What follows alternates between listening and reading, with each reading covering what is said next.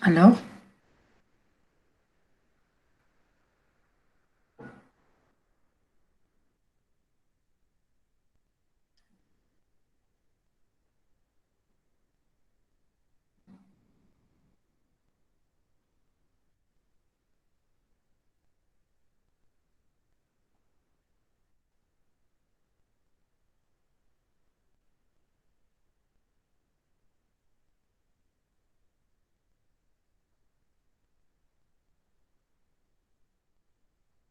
donc, juste,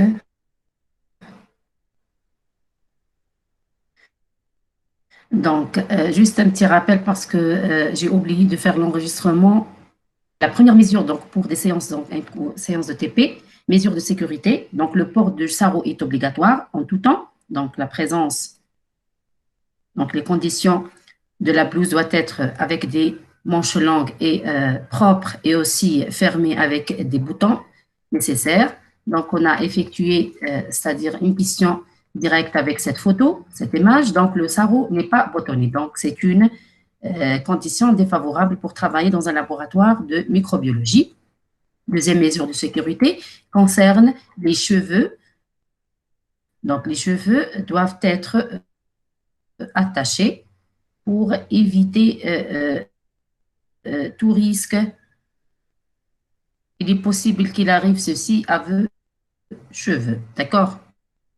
Donc, il faut toujours être prudent.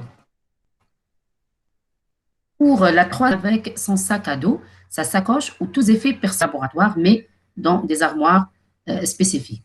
Maintenant, trouver l'erreur. Donc, on a déjà dit qu'il faut mettre les documents personnels hors laboratoire. Donc, qu'est-ce qu'il arrive donc, cette image, la règle de sécurité sur les effets personnels n'a pas été respectée. Donc, la personne, il ramène ses documents ou ce sac à dos avec tout ce qui est personnel, des effets personnels, et le mettre dans un laboratoire. Donc, ça, c'est une très grande erreur. Trouver l'erreur. La deuxième erreur ici, c'est quoi? De faire la manipulation en microbiologie. Donc, quelle est l'erreur ici? Vous répondez, vous désactivez Sami. Sami, Khalafi. Sami, Khalafi. Désactivez votre micro et vous me répondez.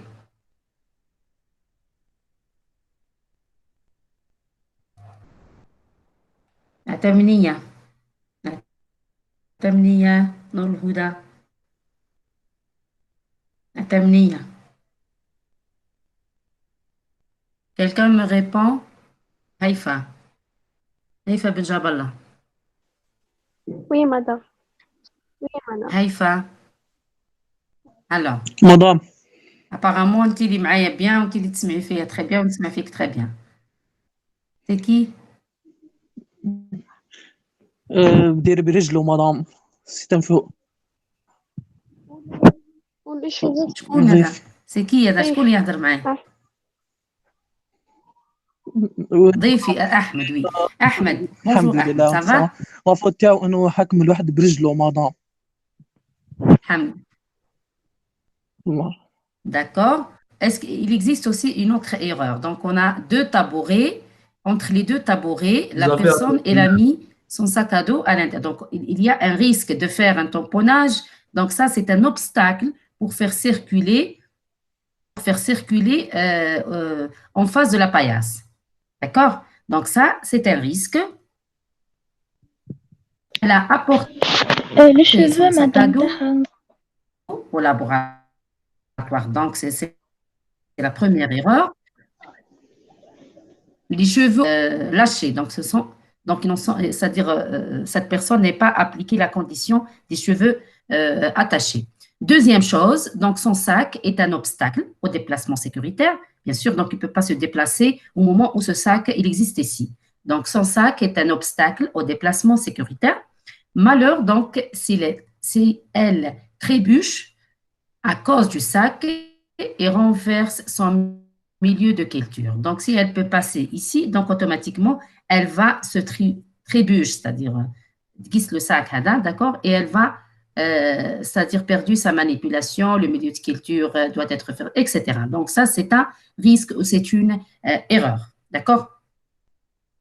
Il y a aussi une autre erreur dans cette figure. Si vous rappelez parmi les règles élémentaires, la condition des chaussures. C'est quoi la condition des chaussures? Donc, le personnel du laboratoire, surtout les manipulateurs, doivent être apportés des chaussures bien fermées pour une mesure de sécurité. Donc, ici, donc, les chaussures, ce sont des chaussures normales qui n'appliquent pas donc, la condition de protection. Maintenant, quatrième mesure de sécurité. Donc, durant le laboratoire, les ensemencements, parce que nous sommes en train de faire des explications et des instructions, des directives lors de faire des manipulations au niveau dans un laboratoire de microbiologie. Donc, automatiquement, le terme ensemencement des milieux de culture donc, se répète à chaque fois. Donc, les ensemencements se font en position debout. Donc, le tabouret étant toujours rangé sous la table. Donc, ça, c'est une erreur. Donc, c'est la même photo, fera plusieurs erreurs. Donc, les tabourets doivent être rangés en dessous de la paillasse. D'accord? Donc, ça, c'est une autre erreur. Donc, les tabourets ne sont pas rangés. En reculant sur le tabouret, elle peut perdre l'équilibre. D'accord? Une fois elle touche le tabouret, donc, cette personne risque de perdre l'équilibre. Donc, elle risque aussi de se blesser et de renverser un milieu de culture.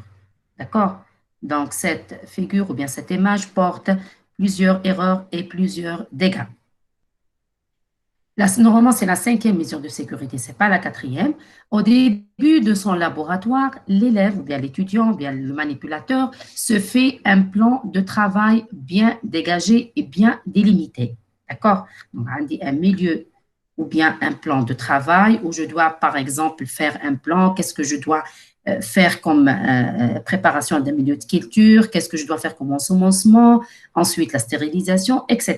Donc, c'est un plan de travail où je dois, en quelque sorte, préparer les étapes de ma manipulation. Donc, le plan de travail est délimité par un papier jetable, tous les accessoires nécessaires aux ensemencements, que ce soit un pourtoir, un brûleur, donc un pourtoir. C'est un pourtoir qui porte les tubes, d'accord, les tubes AIC.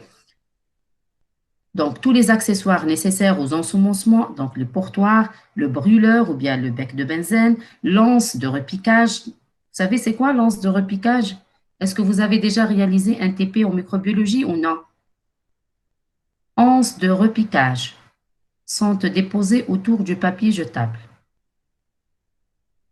Quelqu'un me répond. Est-ce que vous savez c'est quoi anse de repiquage? Anse de repiquage. On l'utilise uniquement pour faire les ensemencements du milieu de culture dans des tests bactériologiques.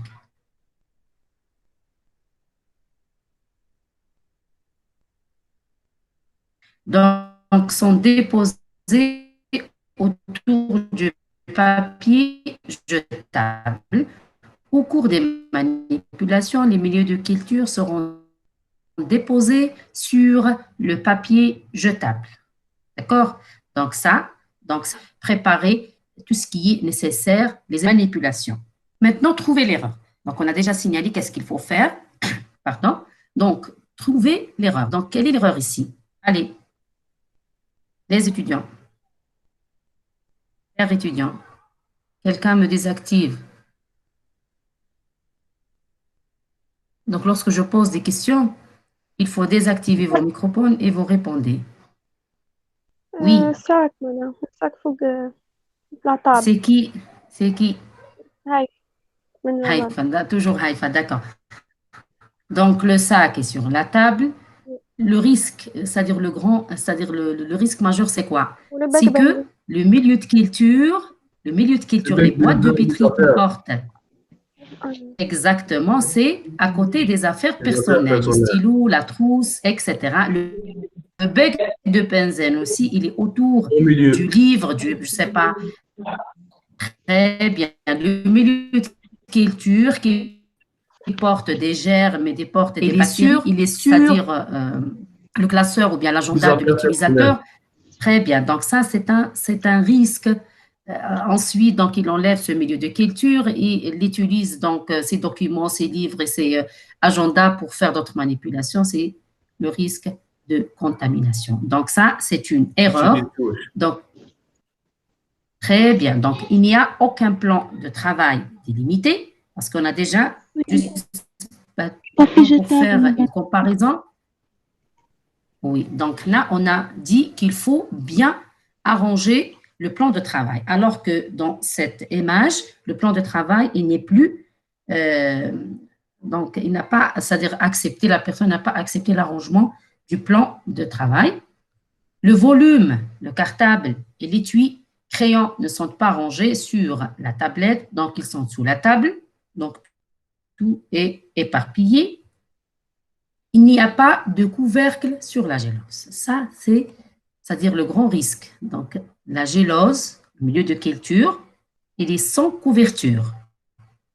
Donc, ça, où il y a un risque de contamination. Aussi, les géloses, c'est-à-dire le milieu de culture, vont contaminer le matériel scolaire. Donc, c'est automatique. Il y a une contamination de tout ce qui entoure de ces boîtes de pétri.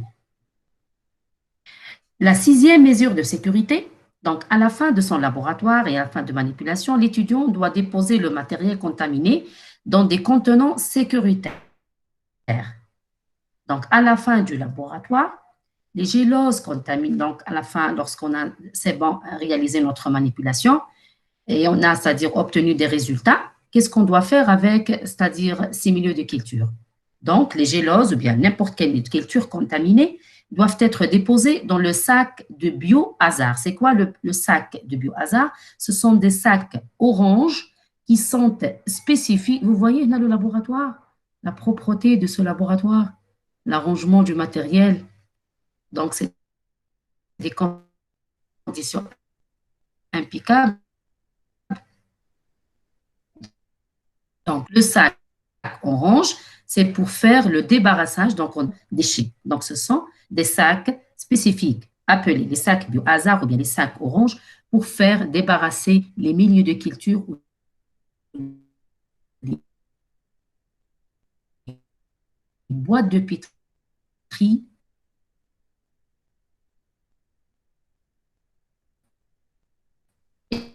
utilisées pour faire des manipulations bactériologiques. D'accord? Parce que les manipulations biochimiques ou bien chimiques, le risque c'est moins, donc sont moins risqués par rapport à tout ce qui est bactériologique pour faire débarrasser les boîtes de pétri. Donc, il y a aussi, en ce qui concerne pour faire l'élimination, il faut enlever l'élastique. À votre avis, pourquoi? Pourquoi on est obligé de faire enlever les élastiques du milieu de culture? Pourquoi?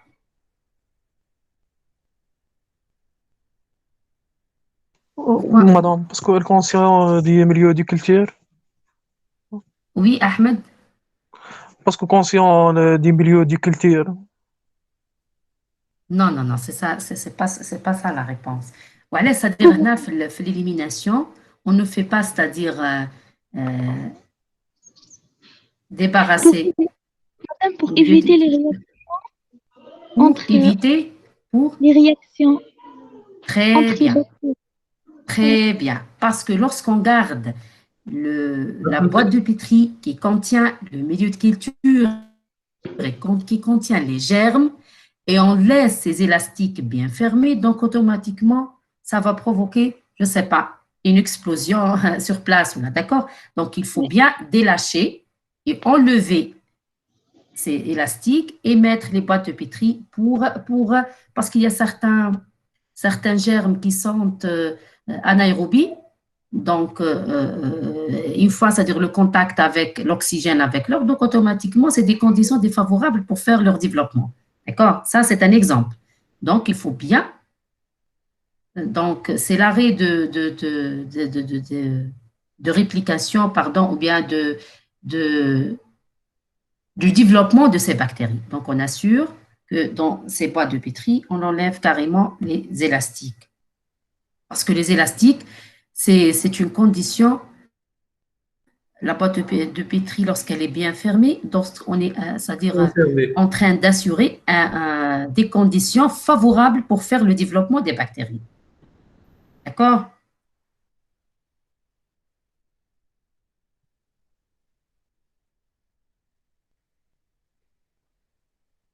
Donc, la sixième mesure de sécurité, à la fin de son laboratoire, donc l'étudiant, bien l'élève, doit déposer le matériel contaminé dans des contenants sécuritaires. Donc, c'est la même mesure de sécurité. Les lames microscopiques, c'est-à-dire tout ce qu'on a utilisé pour faire des observations microscopiques, lamelles et les écouvillons, autres petits matériels contaminés, doivent être déposés dans les sacs de récupération sur la table. C'est des petits sacs sur le bureau, là, sur les paillasses, pour faire éliminer quoi? Pour faire éliminer les lames et les lamelles, tout ce qui est microscopique. D'accord? Par la suite dans des sacs bio-hasard. Donc, c'est un système d'élimination bien sécurisé pour faire débarrasser tout ce qui est utilisé dans une manipulation bactériologique. D'accord? Ça, donc, c'est le sac utilisé pour faire l'élimination des lamelles. Est-ce que vous voyez bien cette image? Est-ce que vous voyez bien? Oui, madame. D'accord. Donc, ça, c'est le sac. Donc, c'est un petit sac, des petits sachets, comment dirais-je, pour faire le débarrassage et pour faire l'élimination et des lamelles. Donc, dépôt d'une lame microscopique dans le sac de récupération à la fin de l'observation. Bien sûr, Anna, lorsque je fais l'observation, je ne plus, c'est-à-dire être obligé de garder cette lame. Donc, je dois la jeter et donc le rejet doit être dans des endroits spécifiques. Donc, ça, donc c'est la dernière mesure de sécurité. Je reviens juste sur l'écran. Donc, il y a des étudiants, Jasmine, donc, ils sont en train de demander l'acceptation. Vous êtes 14 uniquement? D'accord. Donc ça, c'est la première partie concernant le TP ou les mesures de sécurité nécessaires pour assurer un bon déroulement de faire des manipulations dans un laboratoire de microbiologie. D'accord? Ça, c'est la première partie. Donc, même si on a par exemple un TP présentiel, on va faire comme le cours sous forme de PowerPoint, de la même façon. D'accord? Maintenant, la deuxième partie du TP, normalement, la deuxième partie du TP, là, je suis d'habitude de faire les deux parties dans une seule séance de TP. La deuxième partie, c'est une partie, le programme théorique qui est le matériel du laboratoire. Donc, aujourd'hui, donc, je dois présenter le contenu de ce chapitre sous forme d'un TP. Donc, vous devez suivre avec moi parce que comme tous les documents, que ce soit le PowerPoint de gestion de laboratoire ou bien le matériel que je viens de commencer, c'est-à-dire de faire l'explication. Est-ce que vous m'entendez? Je peux commencer la deuxième partie du TP.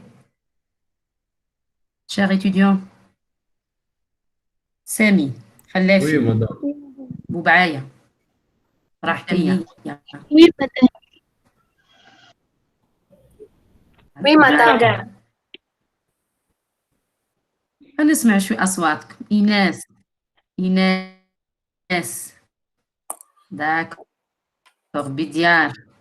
Oui, Bidiar. Donc, pour la sensation d'interactivité, je نحس بلي كاين تفاعل مش قاعدة نهضر وحدي في لو كور. D'accord. Samy. Bonjour Samy. Bonjour, madame.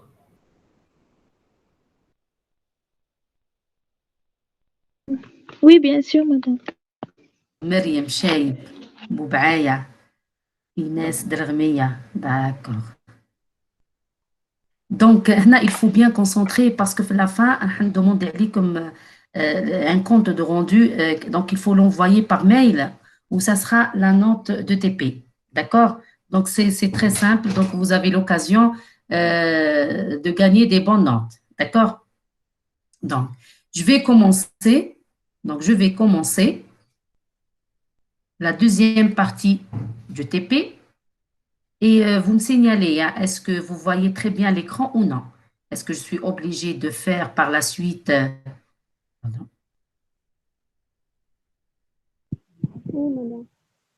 D'accord.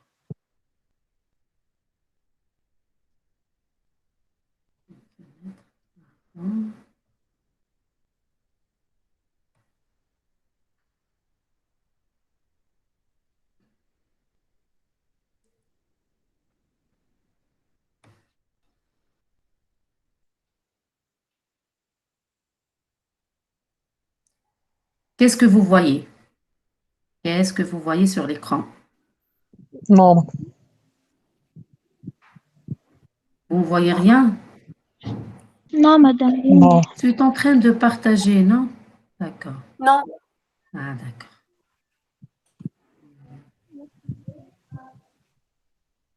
Je suis obligée de faire enregistrer.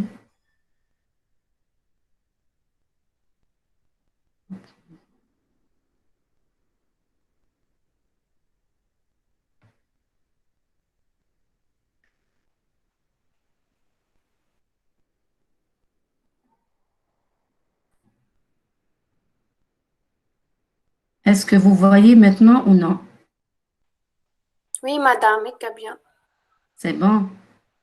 Est-ce que vous êtes en train de voir le titre du document laboratoire de chimie connaissance des matériels?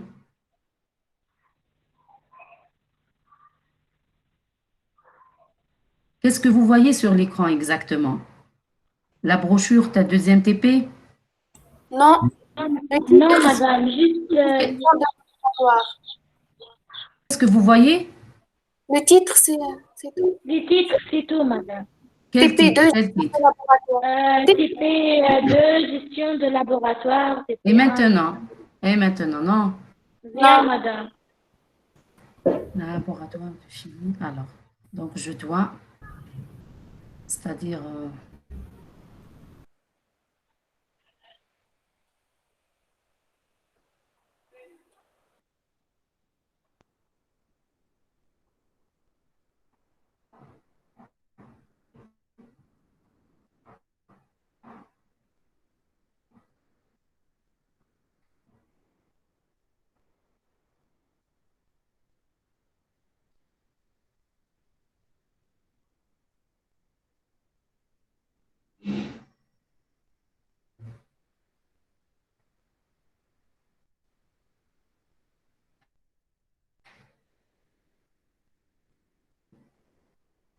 Et maintenant, est-ce que vous voyez la première page du TP? Oui, madame, c'est bien. Madame. Oui, madame.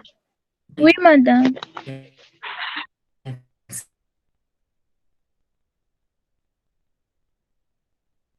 C'est bon? C'est bon? Oui, c'est bon. D'accord. Alors, d'accord. Donc, concerne le matériel nécessaire, normalement, le TP, Hana, d'habitude, lorsque je réalise ce TP, donc tout le matériel qui existe dans cette brochure, il existe au niveau de notre laboratoire pédagogique.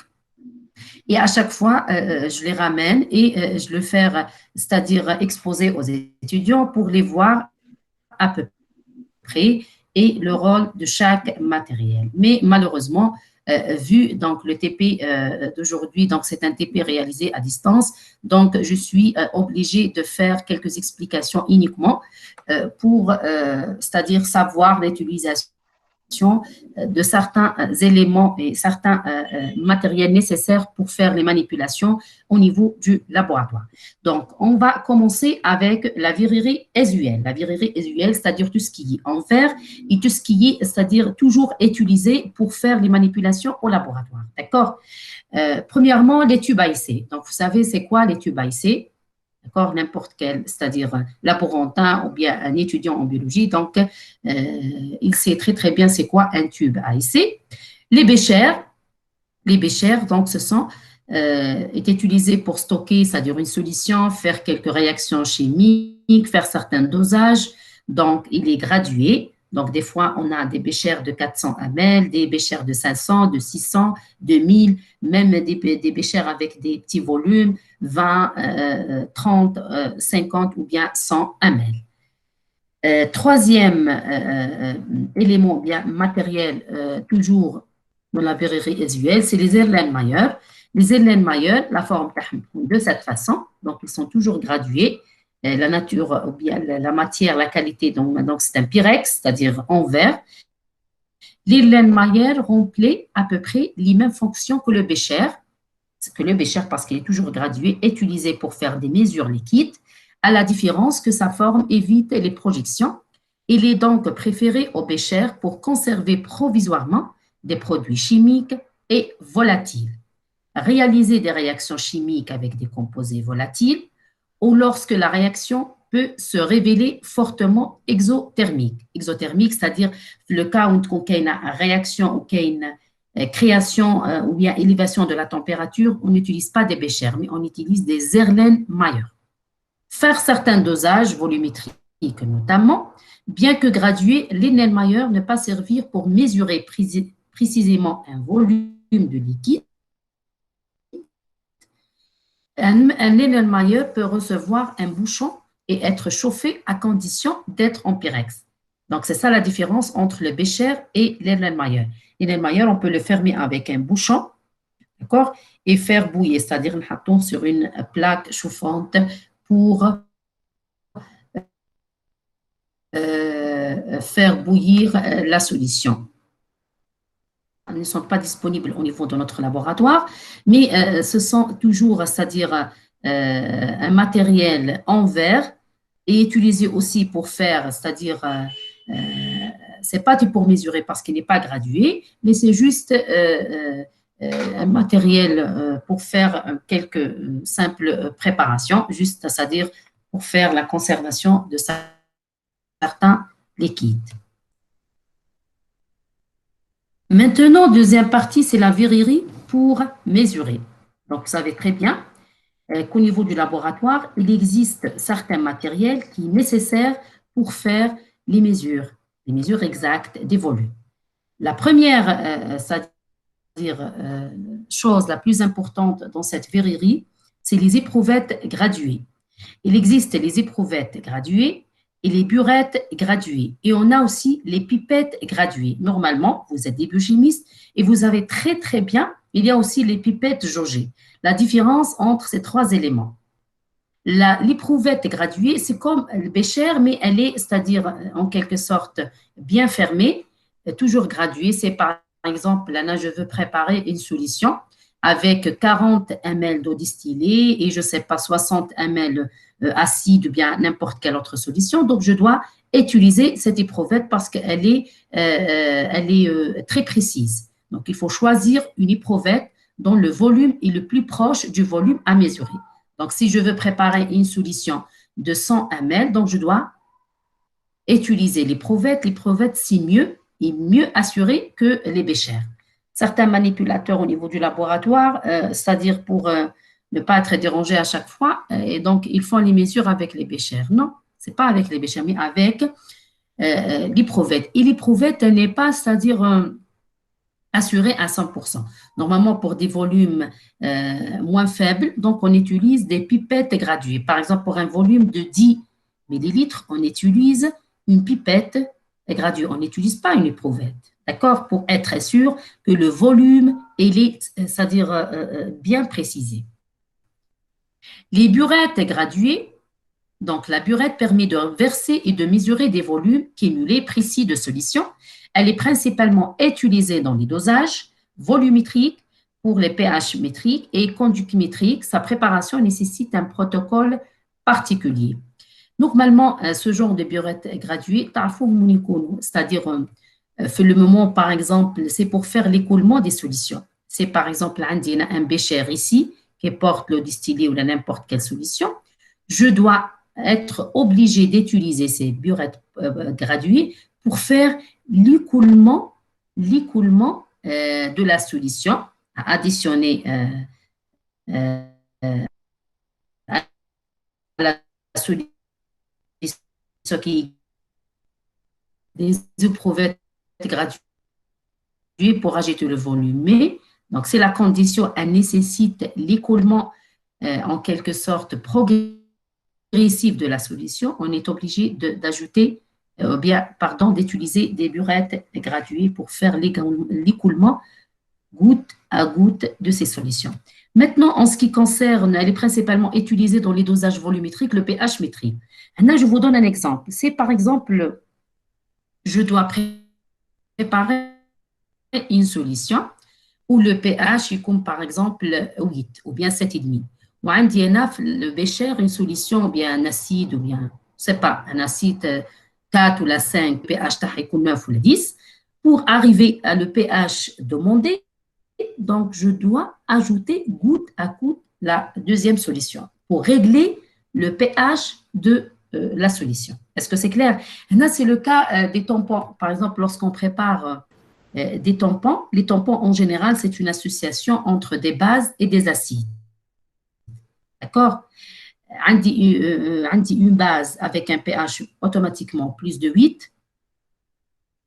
Je vais additionner par la suite un acide pour diminuer le pH ou bien le contraire. Donc là, on est obligé d'utiliser ces burettes graduées. Est-ce que c'est clair? Est-ce que c'est clair l'utilisation des burettes graduées? Oui, c'est clair. D'accord. Maintenant, pour les pipettes graduées. Donc, les pipettes graduées, normalement, l'utilisation de ces pipettes, c'est toujours avec ce qu'on appelle les poires ou bien la pompe. Elle est utilisée pour faire aspirer. Donc, ce genre de pipette graduée, on n'utilise pas avec la bouche. Donc, c'est très, très risqué, même l'eau distillée. Donc, on utilise ce forme de, c'est les propipettes. D'accord? Donc, on installe cette propipette sur la pipette pour faire le réglage. Là, c'est pour aspirer, c'est pour arrêter, etc. D'accord? Donc, l'aspiration des volumes ou bien des liquides en utilisant ces pipettes graduées, c'est avec l'utilisation de la propipette rouge. Vous savez, donc, elle est toujours de couleur rouge. Donc, on l'installe sur cette pipette graduée pour aspirer le volume nécessaire. Les pipettes jaugées, normalement, ont une certaine utilisation. On n'utilise pas souvent. Donc, la pipette jaugée permet de mesurer avec précision des petits volumes de liquide. Celles couramment utilisées sont de 2, 5, 10 et 20 millilitres. Elles possèdent un trait ou bien deux traits de jauge. De mesure. D'accord? On l'utilise dans la préparation des solutions selon un protocole particulier. C'est-à-dire, ce n'est pas tout le temps qu'il y a une certaine manipulation et nécessite l'utilisation de ce type de pipettes pour prélever la solution mère avec une propipette. La propipette est utilisée aussi pour la pipette graduée ou bien un pipeteur. C'est ça le pipeteur. Ça, c'est le pipeteur et la propipette. Ils ont la même, ça, c'est le pipeteur. Et ça, c'est juste, on installe la pipette ici, d'accord? Et on aspire la solution avec, c'est-à-dire faire glisser ce bouton. Donc, la propipette, le pipeteur, qui sont disponibles Malheureusement, donc vous ne pouvez pas les voir. Donc, comme j'ai déjà, c'est-à-dire dit que les pipettes jaugées sont demandées à certaines utilisations particulières. Les fioles jaugées. Donc, les fioles jaugées, la fiole jaugée permet de mesurer un volume avec une bonne précision. Elle est toujours graduée, ou la condition, parce que comme c'est la verrurie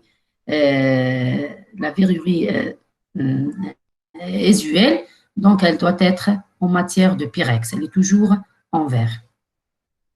Elle est utilisée selon un protocole particulier pour la préparation. Toujours, c'est des protocoles particuliers, mais la majorité des manipulations, on utilise des béchères, on utilise des fioles normales, mais ces fioles jaugées ou bien ces pipettes jaugées sont à utilisation particulière. C'est beaucoup plus les chimistes qui utilisent ce genre de matériel. Maintenant, la troisième partie, donc c'est la partie qui concerne l'autre verrerie. Premièrement, on commence avec l'agitateur en verre. Donc, on a un agitateur en verre. Normalement, l'agitation des solutions, elle doit être faite avec un agitateur magnétique en utilisant le barreau magnétique. D'accord? La moindre des choses. Là, pour assurer l'homogénéisation des milieux, l'homogénéisation de deux milieux, de deux liquides, on utilise un agitateur. Ça, c'est un agitateur manuel. Il est toujours en verre. Pourquoi il est en verre? Il doit être propre, bien sûr, pour éviter toute contamination ou bien homogénéisation pour homogénéiser les solutions sur place. Donc, on l'utilise aussi pour la filtration simple. Franchement, on a pour l'utilisation de ce agitateur pour faire les filtrations. C'est-à-dire, je n'ai pas une idée concernant, c'est juste, j'ai une idée que ces agitateurs sont utilisés pour faire l'agitation à la place des agitateurs magnétiques. Pour faire la filtration, c'est juste un outil pour faciliter, je pense, la filtration. Le ballon à fond rond. Donc, ce genre de ballons, ou bien les ampoules à décompter, c'est-à-dire c'est un matériel utilisé, mais d'une façon indépendante. Utilisation dans des appareils, d'accord? C'est-à-dire, par exemple, lorsque j'installe ce ballon à fond rond dans un, par exemple, appareil, c'est juste pour faire, c'est-à-dire le rassemblage des solutions. Un ballon à fond rond ou la ampoule à décompter, on ne prépare pas la solution comme les fioles à jauger. Non, ce n'est pas la même chose, ce n'est pas la même utilisation. Donc, ce sont des matériels, c'est une verrerie utilisée pour les installer au niveau des appareils, pour récupérer par la suite les solutions préparées ou bien les produits des réactions. C'est clair? Maintenant, c'est beaucoup plus les chimistes qui utilisent ce genre de matériel. Vous voyez, en ce qui concerne l'ampoule à décompter, donc il y a un genre d'un système de contrôle, d'accord, genre de robinet pour contrôler aussi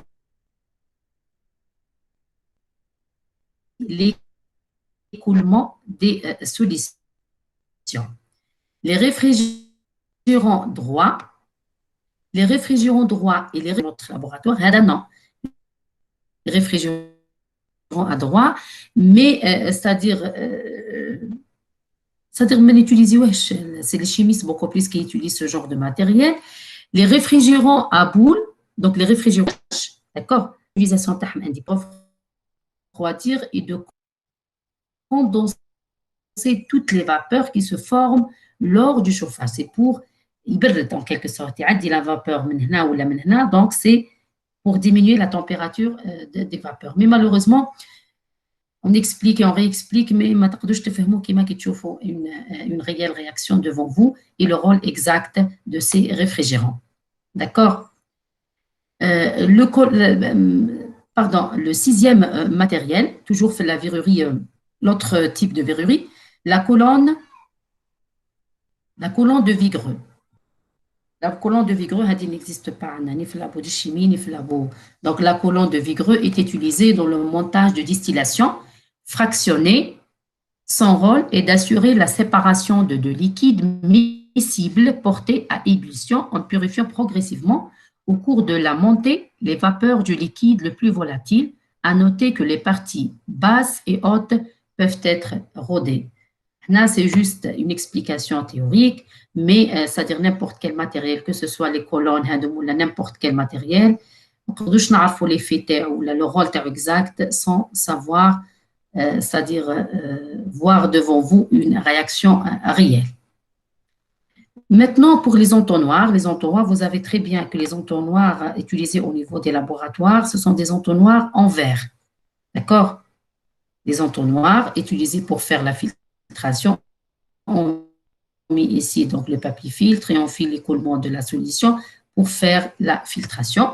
Donc, l'entonnoir permet de verser un liquide dans un flacon à col étroit en évitant les pertes. Bien sûr, c'est la raison pour laquelle, même la maison, la cuisine, lorsqu'on fait, par exemple, verser une solution ou un liquide endroit, par exemple, une bouteille, on utilise toujours des entonnoirs. Femme belle au niveau d'un laboratoire, donc c'est nécessaire pour faire verser un liquide dans un flacon. Il est aussi utilisé dans les montages de filtration. Comme j'ai déjà expliqué, on met ici donc le papier qui filtre et on fait la filtration. Les cristallisoires, c'est comme les pyrex, la forme carrée. Le cristallisoire est un récipient en verre épais qui permet de stocker une importante quantité d'eau. Il sert souvent de cuve à eau pour recueillir des gaz par déplacement. Il ne peut pas être chauffé. Le cristallisoire, on peut sur une plaque chauffante, par exemple, fait des manipulations. L'utilisation de ce genre de cristallisoire, je vous donne un exemple très très simple, qui est un certain milieu de culture, par exemple, de certains micro-organismes. Allez, souvent, on utilise ce genre de cristallisoire. On met, par exemple, l'eau douce ou le milieu de culture spécifique, je ne sais pas, où je fais comme composition, dans des cristallisoires. Pourquoi? Parce que la surface exposée à l'air, elle est plus grande par rapport à un fiole à vide ou bien un bécher ou bien une fiole jaugée. Donc, le rôle ou bien l'utilisation de ce genre de cristallisoire. Là, même par exemple, on fait quelques solutions. C'est l'exposition à une grande surface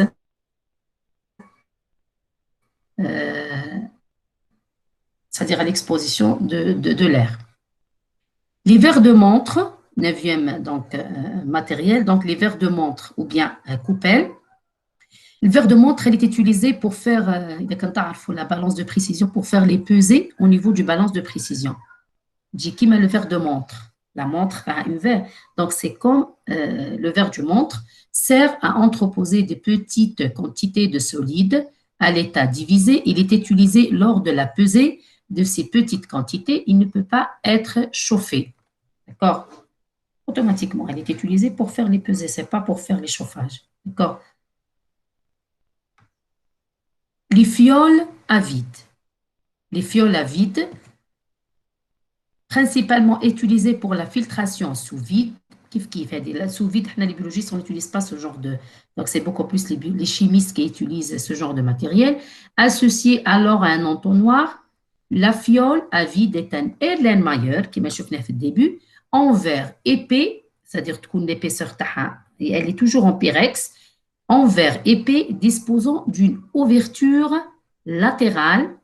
Elle est reliée par un tuyau épais à une trempe à eau chargée, décriée un vide partiel. Elle est installée dans un autre appareillage pour faire passer, c'est-à-dire l'air. L'utilisation aussi, elle est très particulière, c'est fiole à vide. Même la surface exposée à l'air, elle est moins que celle des cristallisoires. D'accord? C'est ça la différence entre tout ce matériel en verre. Donc, les ampoules de coulée.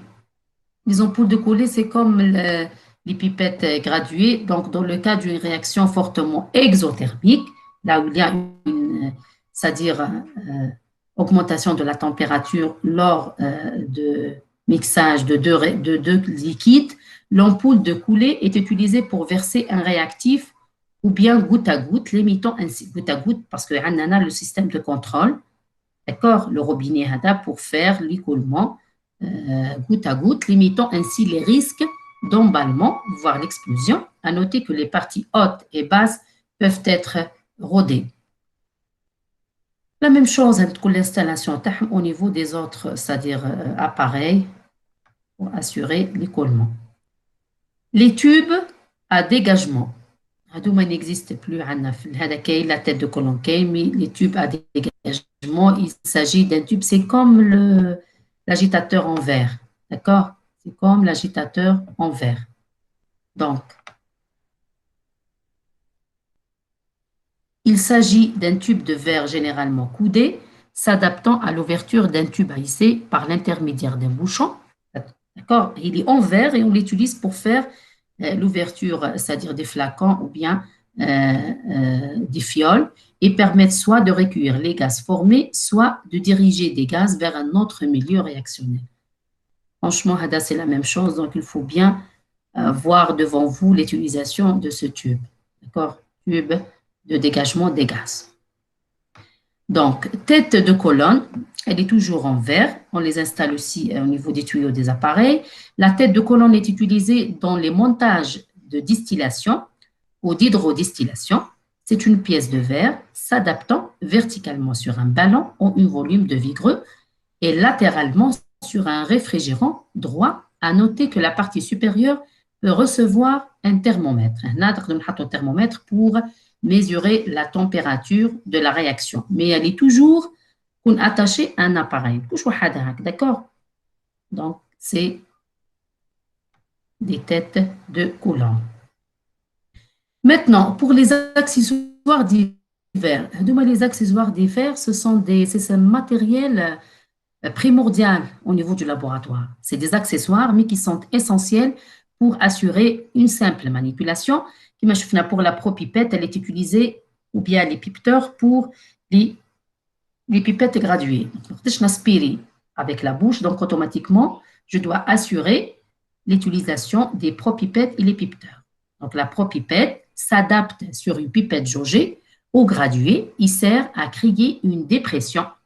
Cette dépression, c'est-à-dire une diminution de la pression au niveau, c'est-à-dire du pipette, permet du liquide pipeté de monter dans la pipette. Elle permet ensuite de maintenir le liquide puis de le laisser couler. Donc, l'utilisation d'une propipette. Donc, j'aspire, j'arrête. J'aspire la solution.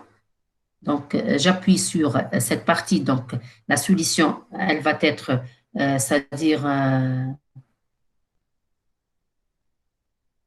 Donc, c'est-à-dire je peux assurer, c'est-à-dire l'aspiration de la solution, c'est-à-dire le volume demandé ou bien recherché, là j'arrête. Lorsque j'appuie, donc c'est l'arrêt de, c'est-à-dire l'avancement du liquide ou bien de la solution. Les pipeteurs, c'est plus simple par rapport au propipette, parce qu'il suffit juste d'appuyer sur, on dirait-je, bacara. D'accord? Donc, là, on appuie, donc la solution. Donc, c'est-à-dire, on fait le sens contraire. Donc, la solution, elle va être, c'est-à-dire, le bécher ou le milieu. D'accord? Donc, la fonction et le principe de pipeteur sont les mêmes que ceux de la propipette. Son utilisation obéit à un protocole particulier. L'utilisation TAHA, c'est plus simple par rapport à la propipette, parce que la propipette, des fois, l'oxygène va être, c'est-à-dire en extrême, tu bloques, tu peux la solution. Mais le pipeteur, pardon, c'est simple. Donc, on peut facilement faire augmenter ou bien réduire la quantité ou bien le volume du liquide demandé. Les entonnoirs Buchner. Donc, les entonnoirs Buchner, c'est comme les entonnoirs en verre, mais c'est-à-dire la matière n'est pas en verre. Donc, l'entonnoir Buchner, généralement en porcelaine, d'accord, associé à un point conique pour assurer l'étanchéité. D'accord? Je connais une solution, mais donc, un système de fermeture est placé dans l'encolure d'une fiole à vide lors d'une filtration sur vide. C'est un entonnoir, mais quand utilisation indépendante, du coup, toujours installé à un appareil pour assurer la filtration avec une fiole à vide. Les trompes à eau, donc elle est en vert ici, maintenant, c'est-à-dire la couleur, elle est en plastique, donc utilisée lors d'une filtration sous vide. Elle s'adapte sur un robinet d'eau froide et permet de crier lorsque l'eau circule une dépression de la fiole à vide à laquelle elle est reliée. Kif, donc l'utilisation, c'est toujours attaché à un appareil pour faire, c'est-à-dire le réglage ou bien la filtration d'une solution. Donc, ce qu'on appelle les trompes à eau. Peut-être certains matériels, mais le nom scientifique exact. Donc ça, c'est chaque matériel avec son nom exact. L'épicette, donc l'épicette, c'est quoi l'épicette? La piscette principalement utilisée avec de l'eau distillée permet de rincer la verrurie, de rincer les électrodes, elle est utilisée pour le rinçage. Les électrodes et les sondes des pH mètres et les conductumètres, d'accord, c'est pour faire le lavage. Le rinçage, c'est le lavage, de compléter les fioles jaugées jusqu'au trait de jauge. D'accord? Un DNA, je ne sais pas. Les fioles à jauger. Fioles à jauger, un certain volume. Ici, pour assurer ou bien pour arriver à ce volume, on additionne, c'est-à-dire la solution, avec une simple piscette. D'accord? Ce n'est pas obligatoirement. On utilise toujours des pipettes, donc on peut utiliser ces piscettes pour compléter le volume dans des fioles à jauger. Sixième matériel, les accessoires, les mortiers et les pilons. On les utilise pour broyer des corps solides. Parfois, c'est quoi les mortiers? Il est toujours en matière porcelaine. C'est pour faire le broyage manuel.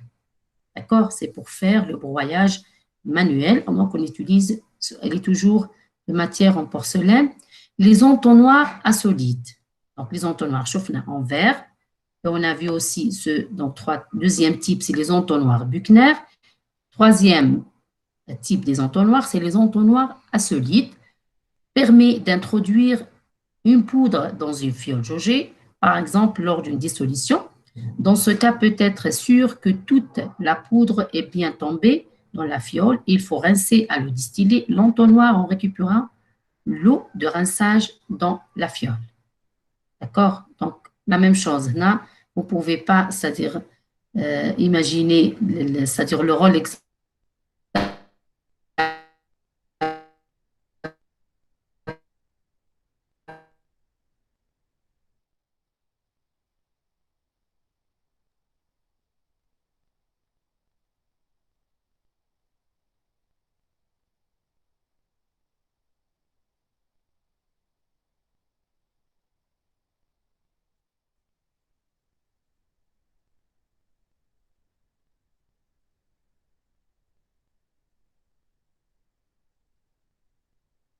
de ces entonnoirs sans savoir la réaction ou bien le rôle de la température jusqu'à 300 degrés Celsius. Donc, c'est creusé. Donc, comme par exemple, le cas qui est des tests effectués sur, par exemple, le miel. Le miel, donc c'est une matière sucrée. Pour savoir certaines compositions, certaines résistances de ces molécules existant dans le miel, on utilise sous forme des creusets. D'accord? On les utilise aussi sur les bains de sable. Les bains de sable aussi, la température plus de 150-160 degrés, on utilise ce forme des creusets. Ils sont en porcelaine, mais avec une matière très, très résistante. C'est-à-dire n'importe quelle température, incassable. Ce n'est pas comme le pyrex. D'accord? Un creuset est un récipient en matériaux réfractaire ou un porcelaine capable de résister à de fortes températures. On peut y réaliser fusion. Est-ce que, chers étudiants, est-ce que je continue? Est-ce que je continue ou non? Est-ce que vous m'entendez bien? Oui, madame. راكم معايا وصلتوا للبوان اللي وصلتوا هنا d'accord? يعني je viens de terminer, hein, c'est la page l'avant-dernière. D'accord, merci. Donc, les comptes-gouttes. Les comptes-gouttes, c'est comme les comptes-gouttes, les flacons, par exemple les sirops, le traitement, d'accord? Les comptes-gouttes permettent d'introduire un liquide goutte à goutte dans un milieu réactionnel. C'est-à-dire des volumes très, très, très petits, d'accord? Genre de, je ne sais pas, on a 50 microlitres, donc on les ajoute goutte par goutte avec ce genre de compte-gouttes. Les becs benzène, donc vous savez très bien c'est quoi les becs benzène, c'est un brûleur à gaz utilisé pour chauffer de petites quantités de liquide. On l'utilise dans le domaine de microbiologie. Son utilisation obéit à des règles précises. Le pince en bois. Le pince en bois, c'est comme le... Comment tu vois la forme terre? Il est en bois. L'utilisation terre, c'est pour... c'est-à-dire, on utilise certains tubes à UC, par exemple, les bains-maries, où la température, tu as la réaction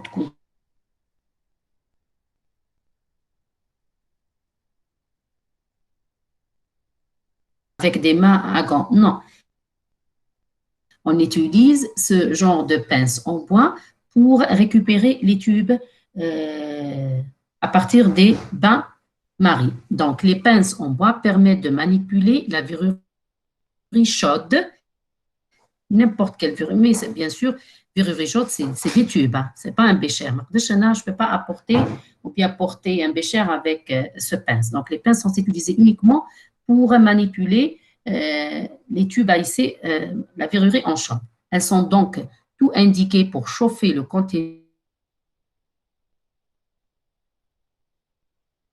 d'un tube à hisser ou bien désinstaller ou bien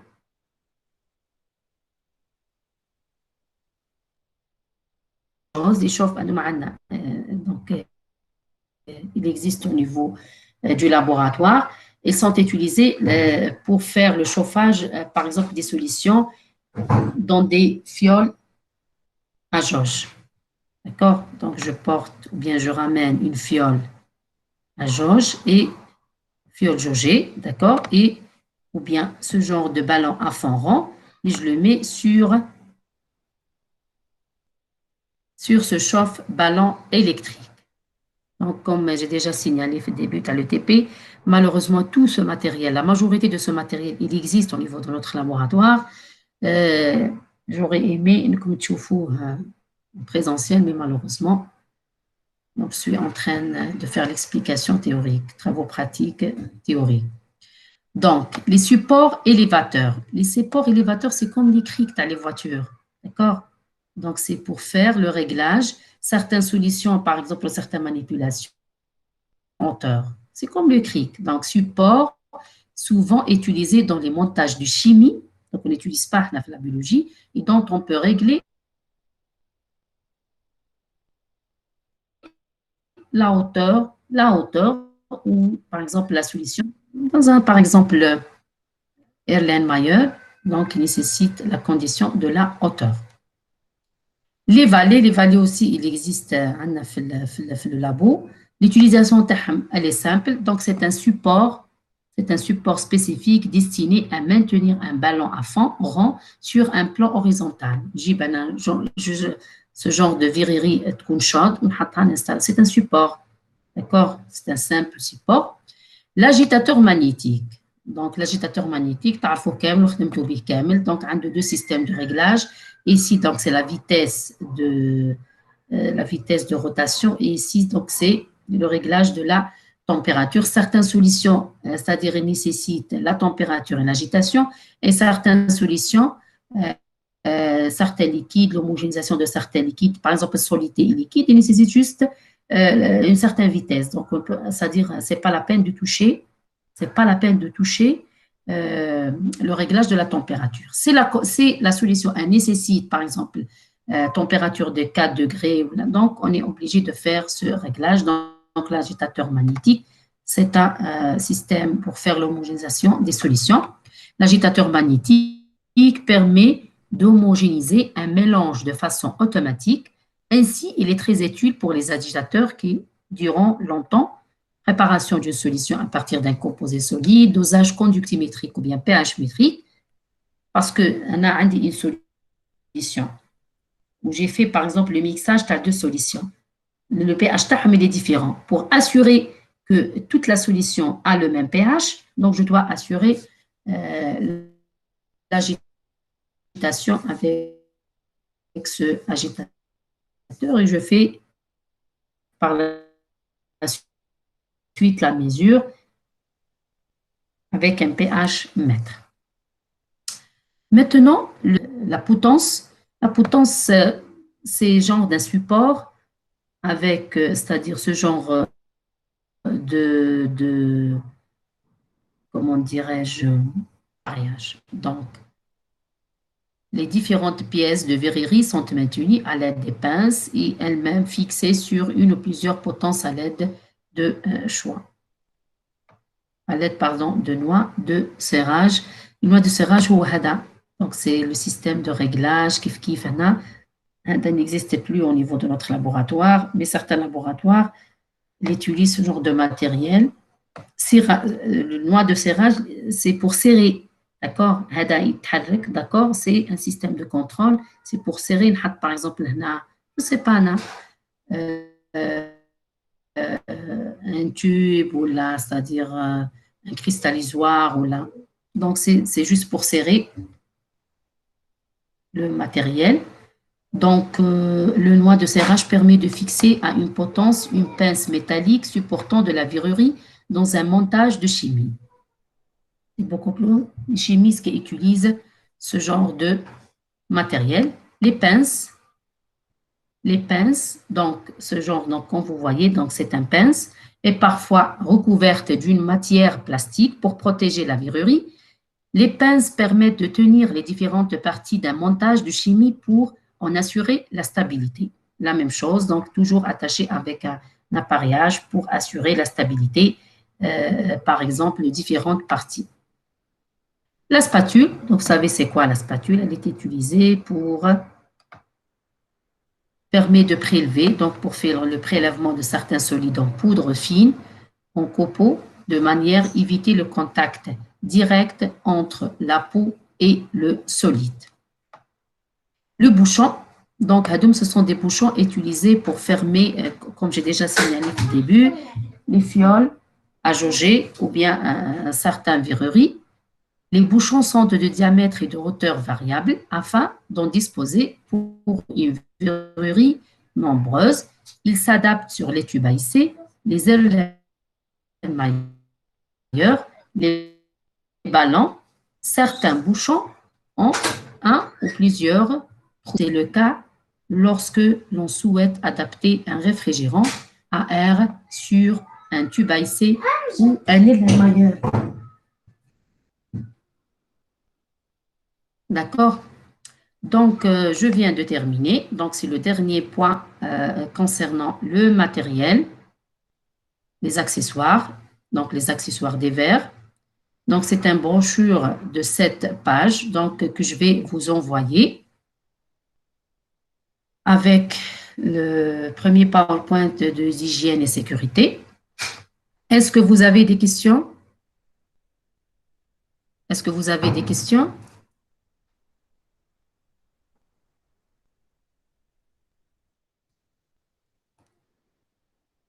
Est-ce que vous avez des questions?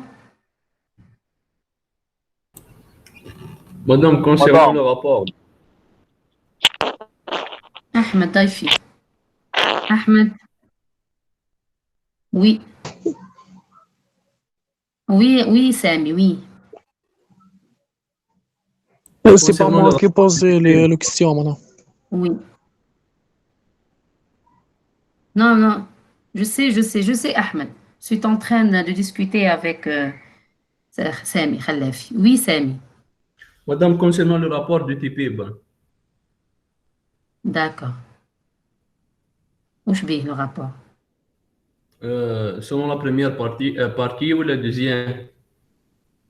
les deux parties. Donc, donc pour le compte rendu, donc bien le rapport à l'ETP, donc vous préparez un compte rendu quand vous voulez. Hein. Si vous voulez faire un binôme, c'est-à-dire deux étudiants donc ils préparent un seul rapport, ou bien un travail monant personnel. كل واحد يحب يعمل وحده ولا تعملوا نعطيكم un délai, donc نبعث لكم par mail un délai pour envoyer le rapport. Normalement, ça sera le 31 août. Au-delà de cette date, je n'accepte aucun rapport. Hein. Est-ce que vous m'entendez? C'est quand vous voulez, binôme ou bien monôme, d'accord? Vous préparez un rapport à le contenu, la partie qui concerne l'hygiène et sécurité, vous présentez quand vous voulez, et la partie qui concerne le matériel. Et j'ai déjà dit que la partie qui concerne le matériel, normalement, c'est le dernier chapitre du programme, le matériel du laboratoire, mais il y en a d'habitude, chaque année, nous sous forme d'un TP. Parce que ça ne sert à rien de savoir le matériel d'une façon théorique. Nous dit le laboratoire, on a le matériel les étudiants. Malheureusement, cette année, nous avons comme à distance. C'est une explication théorique. Donc, le contenu, le rapport, non, trinôme, non. Non, trinôme, non. Je n'accepte pas trinôme. Binôme ou bien monôme. Trinôme, non. Donc, ce n'est pas un exposé. Donc, c'est un rapport, ce n'est pas un exposé. Donc, je reviens à l'idée. Donc, une partie qui concerne l'hygiène et sécurité au niveau du laboratoire, qu'est-ce qu'il faut faire, qu'est-ce qu'il ne faut pas faire, d'après les règles élémentaires. Donc, vous extrapolez les règles élémentaires. Comme déjà, comme le cours par un mail. Est-ce que vous avez reçu les documents, le lien de la... Oui, et les cours. D'accord. Le PowerPoint, le cours hygiène et sécurité. Et vous ai envoyé le lien de la visioconférence le dimanche. Ou la même chose, donc on va les cours, c'est-à-dire les brochures, les TP, d'accord, avec le lien d'enregistrement de cette conférence. C'est quand vous voulez. C'est clair, Samy, pour le rapport? Est-ce que vous avez des questions? Madame, Oui, Ahmed, oui. Madame, le rapport. Le principe du rapport, je ne dirais pas, mais je ne sais pas.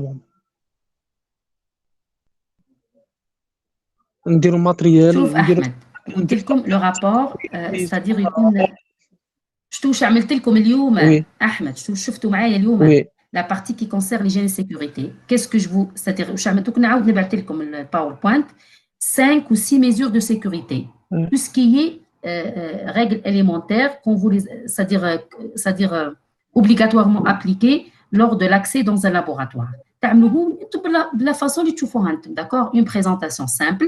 C'est quoi les principaux, c'est-à-dire instructions qu'il faut les appliquer au niveau du laboratoire. Je copie-coller, vous faites une petite recherche et vous additionnez des choses et je fais le TP. La même chose pour le matériel. Soit vous présentez le matériel d'une autre façon, la brochure qui m'a médité comme un pour le matériel, l'utilisation terme. Tout sous forme des schémas, sous forme des tableaux, sous forme. D'accord? Vous avez par mail avant le 31 août. Donc, on a dit لكم annonce sur Facebook, on a amené comme نبعث par mail. D'accord. Madame Oui, oui. Madame Word ou la PDF? Normalement, c'est PDF parce que tu as Word, des formations, donc de préférence, il y a un PDF, d'accord? Oui, madame. PDF, où tu as c'est comme si un rapport imprimé, hein, la page de garde, comment tu as les rapports à l'ETP?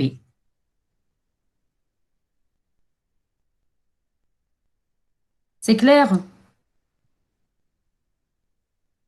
Oui, madame. Anna, je vous conseille de faire... D'accord.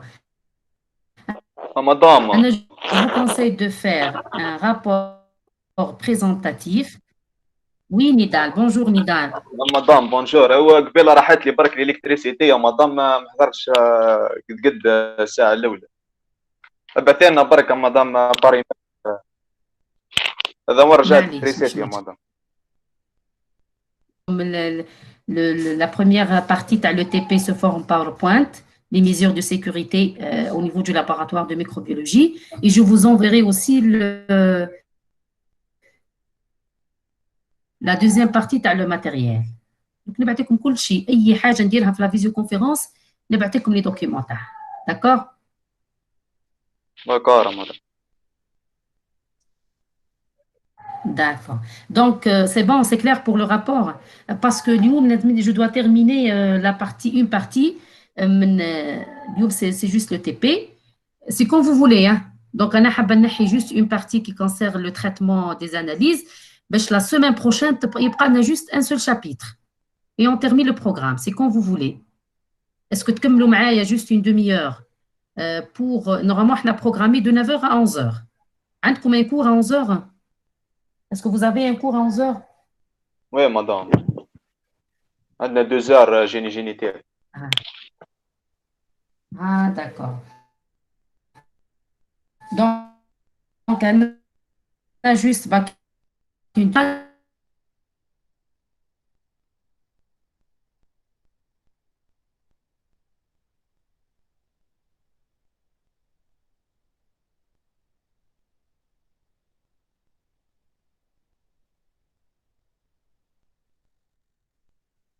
juste la semaine prochaine, juste le dernier chapitre. Donc, اليوم لازمني نعمل au moins une partie du troisième chapitre. D'accord?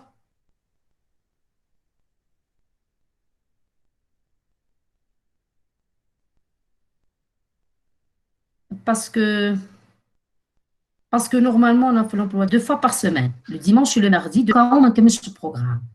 D'accord?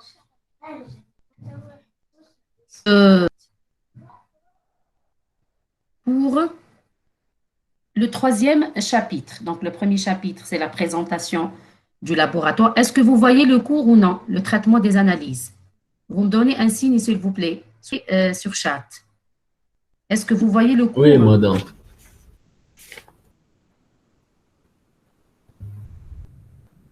D'accord, merci. Donc, le troisième chapitre, donc ça c'est le troisième chapitre, il ne reste la semaine prochaine le quatrième et le dernier chapitre. Comme nous, la semaine prochaine par mail. Donc,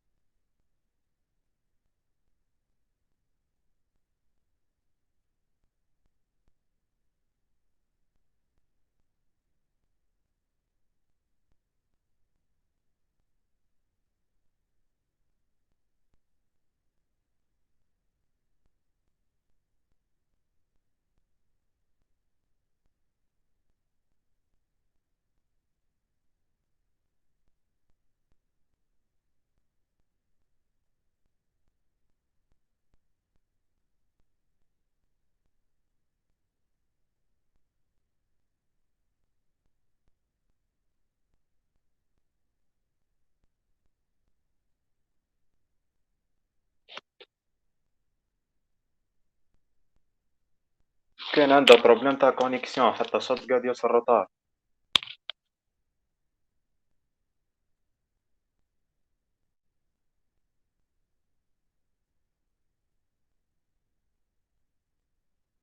من الصباح بالك الصوت قاعد يقطع عندي، ما حبيتش نقول لها على بالي، انا في بالي كونيكسيون من عندي انا.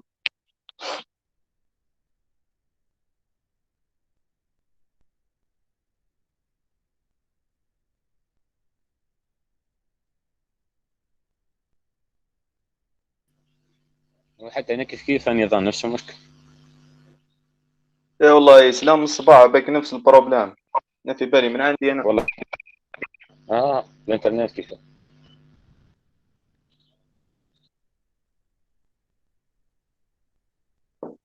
قرينا انت يا اسلام وخلاص. يا اسلام.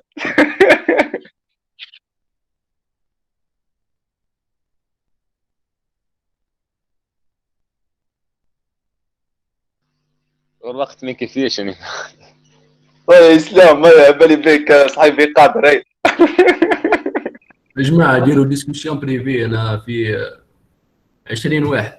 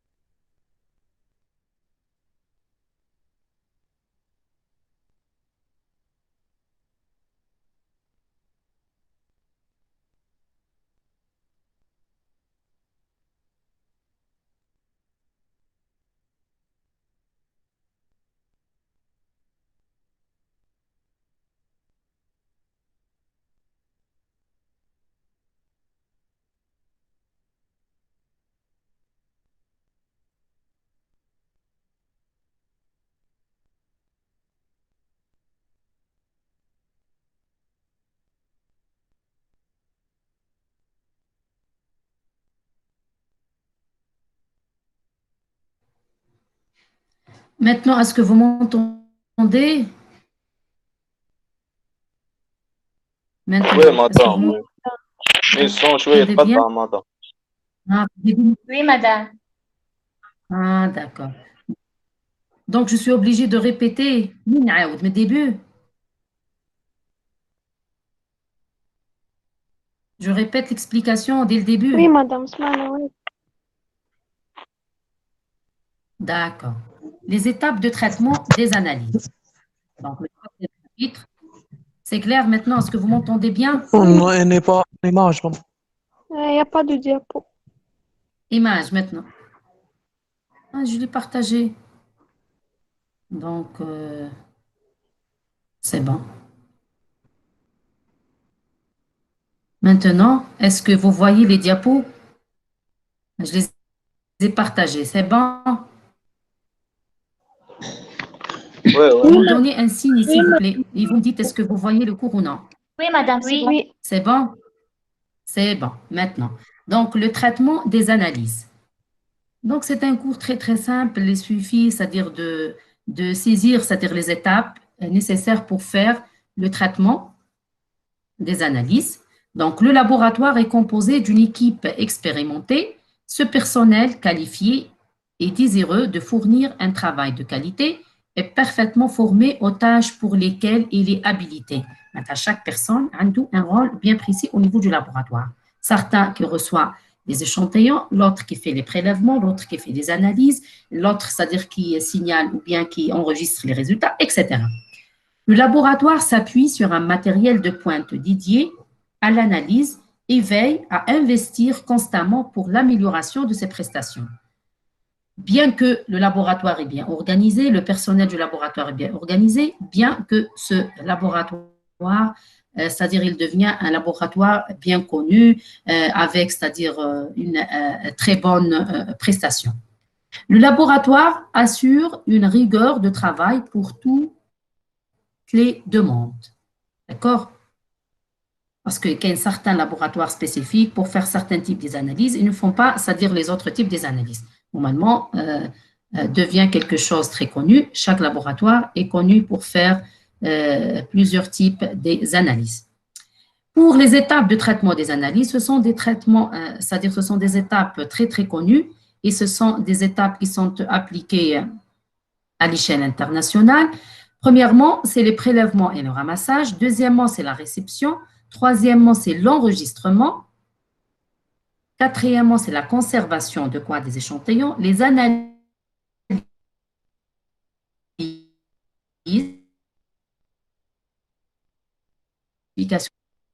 de la première étape.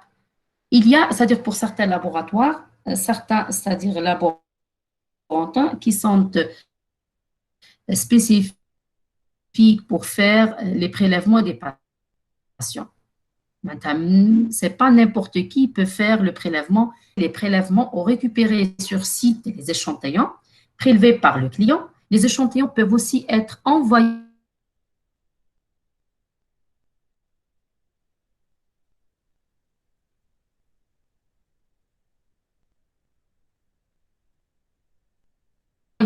au laboratoire via un transporteur. J'ai déjà expliqué et je réexplique cette partie encore une fois. Analyse ou bien d'autres demandes des analyses qui ne sont pas, c'est-à-dire effectuées, se transporter au niveau d'autres laboratoires pour faire ces analyses. Donc là, il faut assurer aussi les moyens du transport et les conditions du transport, y compris les conditions de conservation. D'accord? Deuxième point, c'est la réception. Les échantillons sont réceptionnés par le secrétariat du laboratoire qui contrôle la conformité par rapport à la demande d'analyse. Donc, il chauffe l'échantillon. Est-ce qu'il est compatible? Est-ce qu'il est, c'est-à-dire apte à analyser par la suite? Donc, il contrôle la conformité par rapport à la demande d'analyse. Sinon, il est obligé de faire, encore une fois, le prélèvement. Donc, il rappelle le patient, il fait encore une fois le prélèvement. Troisième point, c'est l'enregistrement. Le secrétariat du laboratoire crée un dossier informatisé sur le registre registre, etc. Un logiciel spécifique conçu pour la gestion des échantillons dans notre totale traçabilité de la réception de l'échantillon à l'édition des résultats. Vous voyez, donc l'agent, il ramène l'échantillon aux gens, c'est-à-dire la personne responsable, elle va enregistrer. En ce qui concerne l'enregistrement, pour ceux qui ont réalisé les stages au niveau des hôpitaux, est-ce que vous pouvez, c'est-à-dire m'expliquer, est-ce que vous avez déjà appliqué l'enregistrement ou bien le prélèvement ou bien la réception? Quelqu'un entre vous nous partage l'expérience? Est-ce que vous avez réalisé déjà Oui, madame. des stages ou non? Oui. Oui, madame. Oui, Islam. madame. Oui, Islam. Alain. Oui, madame. Oui. Islam. Donc, Madame, les préalables. Oui, madame. Madame, حكينا à دايروا peu لنا près registre. les étapes. Madame, les prélavements.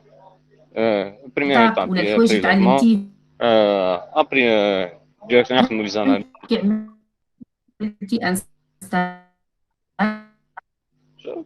Le prélavement. au niveau du labo. Oui. Prélavement. Est-ce que Islam انت باش تعمل prélèvement pour un patient ou non? Oui, madame. Première étape, خدمنا prélavement, madame. D'accord. Deuxième étape. خدمنا les analyses, madame. Les analyses. الصوت madame.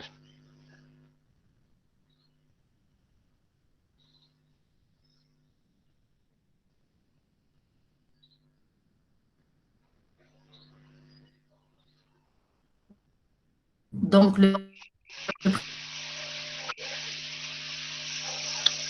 الصوت madame ما كانش خلاص. ou l'enregistrement. Donc, l'enregistrement, par exemple, des coordonnées du patient, c'est pas vous. Donc, c'est le système.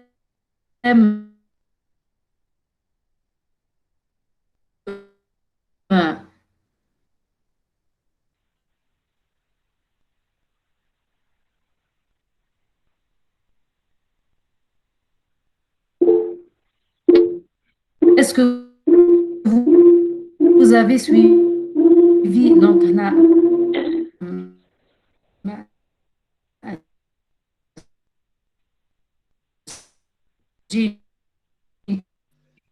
L'enregistrement, madame, il y a une colonne spécifique de chaque analyse.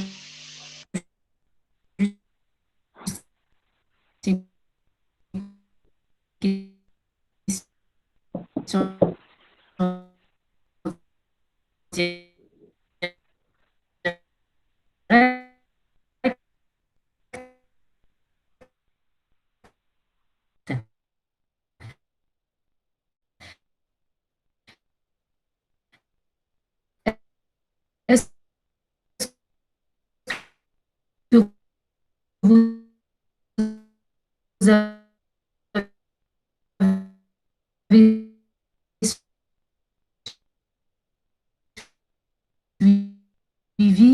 suivi, c'est-à-dire l'enregistrement des échantillons. تسمعش فيا إسلام؟ الو بقول ابدا مدمزيل بقول ابدا Oui, madame. اسكو Oui, madame. Oui, أنا نسمع فيك. مادام كاين بروبليم دو سون من عندك انت بيتقطع الصوت.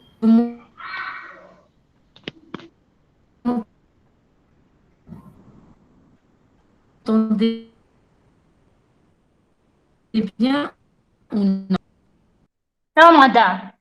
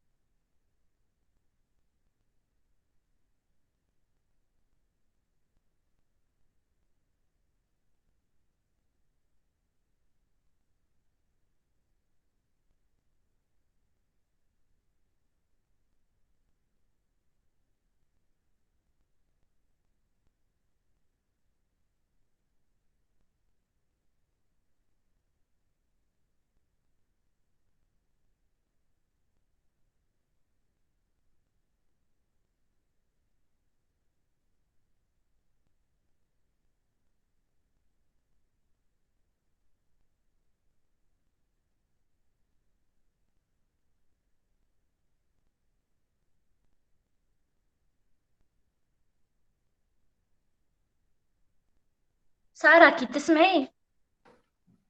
Est-ce que vous m'entendez? Est-ce que vous m'entendez bien maintenant ou non?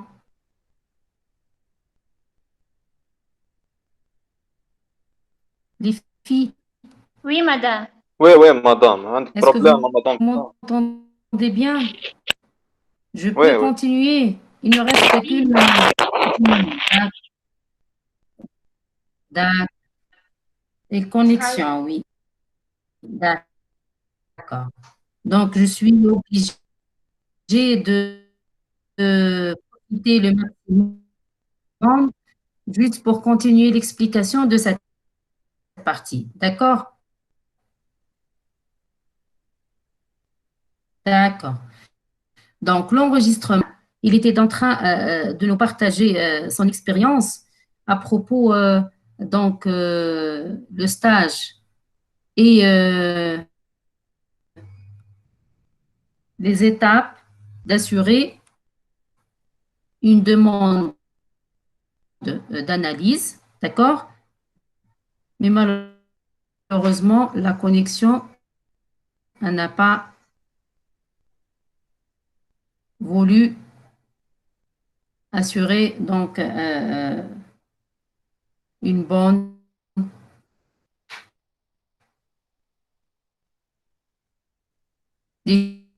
discussion entre nous. D'accord. Donc, je reviens. C'est juste donc l'enregistrement. Donc, je vous ai dit déjà que le secrétaire du laboratoire va créer un dossier informatisé sur PC, un logiciel spécifique conçu pour la gestion des échantillons permet un suivi rigoureux. Par la suite, lorsqu'il récupère les résultats, il contient toutes les données du patient, l'âge, la teinture, le bilan. La conservation. Certains analyses, ils se font sur place, mais par exemple, l'analyse. Les échantillons ont des conditions de conservation, et donc il faut bien les conserver avant d'expliquer que certaines analyses, donc, ils se font sur place. Une fois, on fait le prélèvement du sang sur place, on récupère l'échantillon et on fait les analyses sur mesure, sur place. Cinquième étape, c'est les analyses. Les analyses sont planifiées et attribuées aux techniciens en fonction de leur habilitation. Habilitation, c'est-à-dire chacun dans son propre domaine. C'est pas, par exemple, une personne qui, c'est-à-dire spécifique pour faire des analyses, je ne sais pas, hématologiques.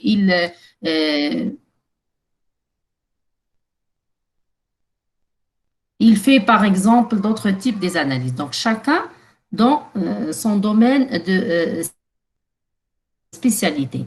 Les échantillons sont analysés en respectant strictement les normes et les procédures du laboratoire. D'accord? Donc, il faut bien respecter non seulement les conditions de conservation et même les conditions d'effectuer, parce que des fois, si vous avez bien sûr en quelque sorte, comment dirais-je, la transparence, المصداقية في les résultats. الناس يفيتيهم يروحوا d'autres labos. D'accord? Donc ça, c'est joue un rôle très, très important. Il faut bien respecter les conditions ou bien les étapes pour assurer un bon résultat. Donc, les résultats sont vérifiés et validés par un signataire habilité. Donc, laisse-moi vérifier avant de les déclarer, avant de les donner aux patients.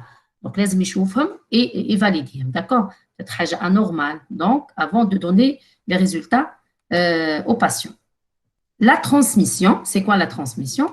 C'est la transmission des résultats au client par mail, ou bien sur demande par courrier, ou bien par fax, ou bien en présence. Maintenant, j'ai récupéré une analyse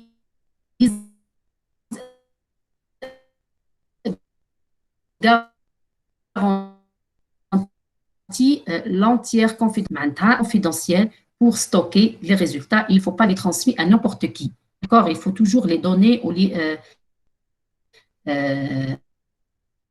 envoyer par mail ou bien par fax ou bien par courrier aux personnes concernées. Donc, c'est un point très important, la confidentialité.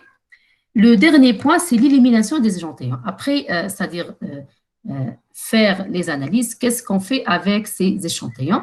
Des fois, par exemple, des échantillons des patients qui portent des maladies très, très graves, des maladies contagieuses.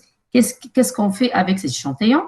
Le laboratoire respecte l'environnement et s'assure de ne rejeter aucun déchet polluant. Le laboratoire récupère l'excédent des échantillons ainsi que tous les déchets liés à leur analyse, que ce soit des résidus d'extraction, des réactifs et même des échantillons, il les envoie dans un centre de traitement des déchets. D'accord? Donc, après le rejet des échantillons. Qu'est-ce qu'on fait avec ces échantillons après la réalisation des analyses? C'est clair, donc ça, c'est le dernier point du traitement des analyses. Donc, on a 8 étapes essentielles pour assurer un bon déroulement des étapes du traitement des analyses depuis le prélèvement jusqu'à l'élimination des échantillons. D'ailleurs, il nous reste, en ce qui concerne l'élimination des échantillons ou les déchets, tout ce qui est réactif utilisé au niveau de laboratoire, ce sera le dernier chapitre du programme, c'est l'élimination des déchets. Hada, Inch'Allah, na'amlouh la semaine prochaine. Je pense la séance du 30, un dimanche. La même chose de 9h à 11h. Ce sera donc la dernière séance du module gestion de laboratoire. C'est clair? Est-ce que c'est clair pour le traitement des échantillons, traitement des analyses? Est-ce que vous avez des questions? Non, madame. Est-ce que vous avez des questions ou non? Vous n'avez pas des questions?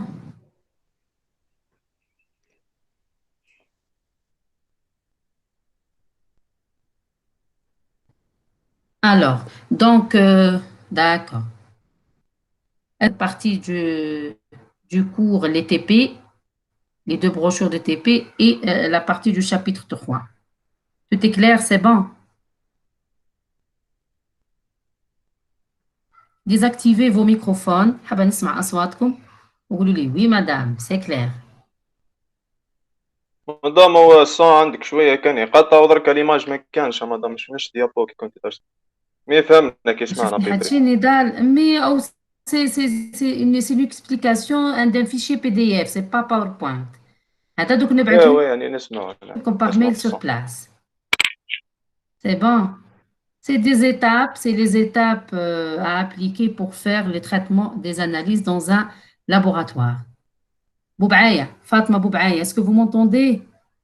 Atamniya, Farahtiya, Oui, madame. ما سمعتش أصواتكم. درغمية.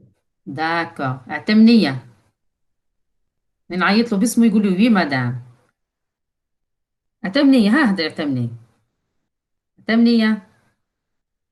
فرحتية. خلافي. سامي. Oui. C'est clair? C'est clair, oui, madame. خلافي كاين زميلك بن عثمان عبد الحق il a accepté l'invitation mais n'a pas assisté ni la première visioconférence du dimanche ni aujourd'hui. Oui, Ah oui, il est parti. il est absent, madame. Ben Othman. Oui. Il est absent. الحمد لله نعيط له ان شاء الله. Ah, d'accord. L'essentiel, زملائكم, vos collègues c'est-à-dire qui ne sont pas assistés à la visioconférence du dimanche, même d'aujourd'hui, ou même les emails, une fois je vous transmets un email ou bien un cours, vous les transmettez, d'accord? Oui, d'accord, Inch'Allah. Je compte sur vous. Hein. Inch'Allah. Donc, حاولوا توصلوا المعلومة لزملائكم اللي عندهم mauvaise connexion, qui sont absents. L'essentiel, c'est juste pour gagner et pour acquérir l'essentiel des connaissances sur le module gestion de laboratoire. Alors, donc, c'est bon. Donc, sur ce, donc, je termine les 2 séances d'aujourd'hui. On a consommé le temps de 9h jusqu'à 11h. Donc, la dernière séance, je pense le dimanche prochain, une seule séance, ça suffit largement pour continuer le programme. J'ai pas reçu le document. Vous m'envoyez, c'est-à-dire des emails, donc je réponds sur place. Et je vous conseille encore une fois pour le compte rendu. Donc, نعاود نبعث لكم l'annonce في l'email. Le dernier délai pour envoyer le rapport par mail, c'est le 31 août. D'accord? D'accord, madame. Allez, bonne journée. Allez, au revoir. Bonne journée. Au revoir. Alors, merci.